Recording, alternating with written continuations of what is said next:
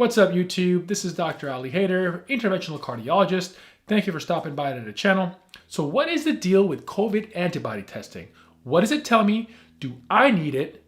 And how good are they? So I've had countless text messages and calls from family and friends all over the United States asking me about antibody testing, whether they should get it, they've seen advertisements about it, and they're wondering, should they cough up the money that they're getting charged to get this test done?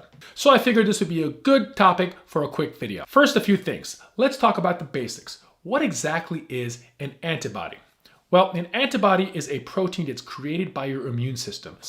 This is a protein that is designed to recognize a specific antigen.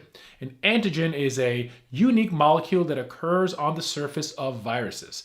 Each viruses will have its sort of own various antigens, and antibodies are designed to recognize a specific antigen. So how it works is when your body is exposed to a particular virus, your body will then produce these antibodies to uniquely identify that virus based on these little antigens on the surface. So that way, in the future, if you get reinfected with this, these antibodies are going to quickly be able to recognize it, bind to it, and either neutralize that virus's effect or target that virus to be attacked and sort of cleaned out by your immune system. Think of it as your body's Face ID. Now, some people may mount a stronger immune response early on and clear out that virus pretty quickly and not really get very much symptoms. However, other people's immune system will not be able to do that, and they're the ones that get very sick.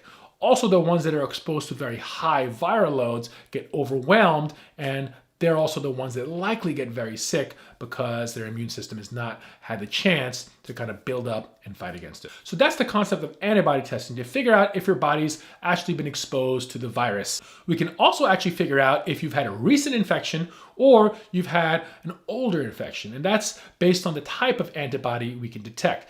IgM is an antibody that's produced in the acute phase of an illness, whereas IgG is an antibody that hangs out long term and takes a little longer to produce, and that would indicate you had the virus longer ago. So this sounds like an attractive thing to figure out, right? If we can find out if I have antibodies against SARS-CoV-2 or COVID-19, that would mean that I've been exposed to it, and potentially I wouldn't get infected again in the future. That could also mean that I'm not potentially an asymptomatic carrier or risk for transmitting the virus unknowingly to other people. So these are the potential benefits of this antibody test. Now, like many things in life, it's not that simple. There's several things to think about. One is, how good is this test and how accurate is this test? Does this test actually tell me I'm immune? And then, who should actually get tested? And finally, what am I going to do with this information? So these are the things we have to keep in mind when we are thinking about antibody tests. Now, one of the most important things to remember is not all tests are created equal. Back on March 26, the FDA had very loose rules with antibody testing companies. They essentially allowed any company that was producing an antibody test to have it available to the public. Now, the reason they did that was to try to get that tests out there and available and accessible to the public without going through a lot of the regulatory red tape, so that we would not deprive these tests from getting out into the public. However, what ended up happening is it's sort of the wild, wild west out there when it comes to testing. Almost 200 companies have released some sort of antibody test out there, and a lot of these are complete shit. And why is that? Because, frankly, there are companies out there that are just trying to make a buck. They're trying to make a profit during this pandemic in any way they can, and they're basically targeting people out of fear, and that's just plain fraudulent.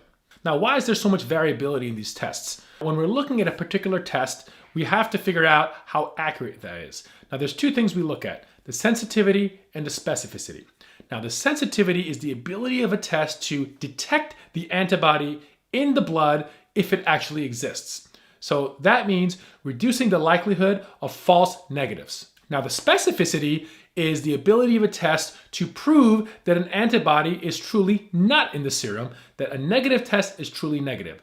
And that's trying to reduce the number of false positives. Ideally, we want something as high as possible, over 95%, preferably in the 97 to 99% range for both sensitivity and specificity to be a really good test. And the reality is, a lot of these tests are simply not up to par. Now, there are a couple of reasons why these tests may be so variable. One is actually how the test is being performed and sort of the robustness of the test itself. The second is the antigen that they're choosing. Remember, to figure out if you have an antibody in your system, you have to find the antigen that that antibody is going to bind to.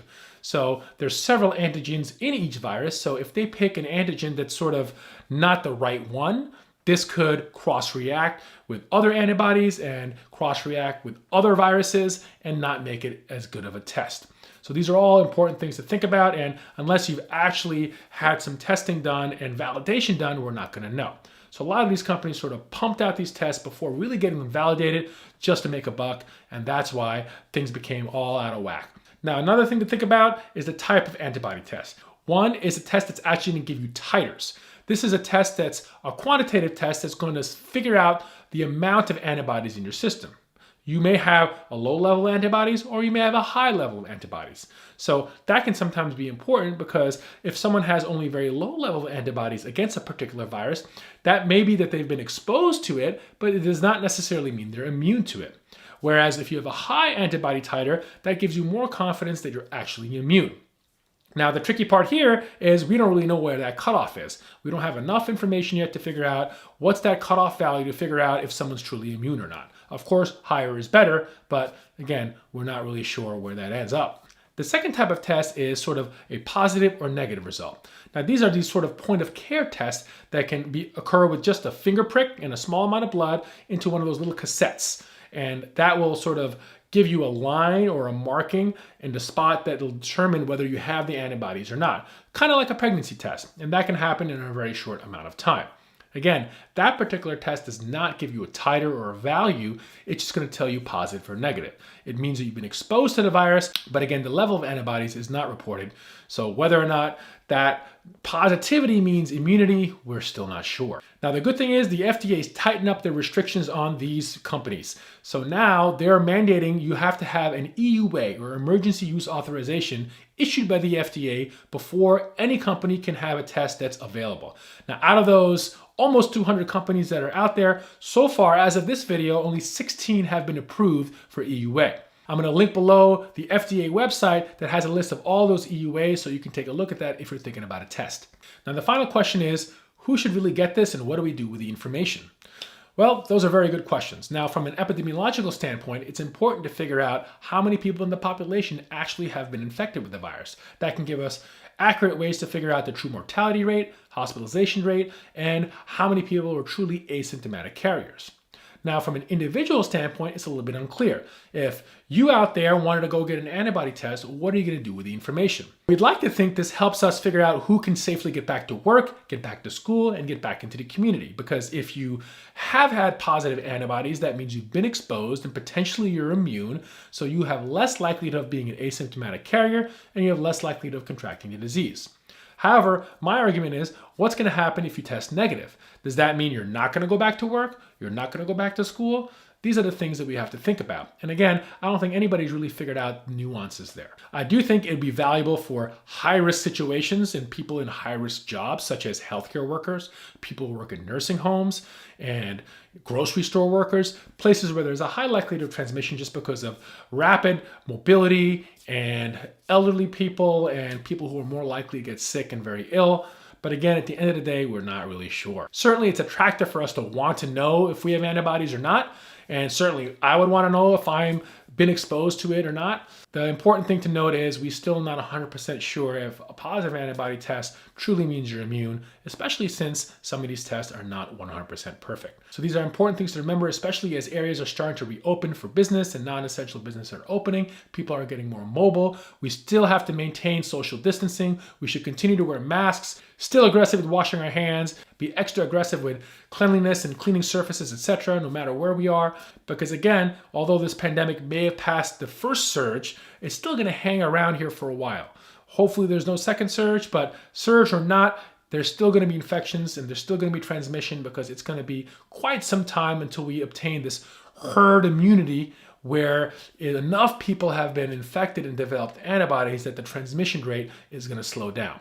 So until that point, or until a vaccine comes out, continue to be safe, whether or not we get antibody testing or not. So again, just ask yourself what you're going to do differently with this antibody test result. And of course, make sure the test you're getting is a reliable one. Thank you again for checking in, and we'll see you next time.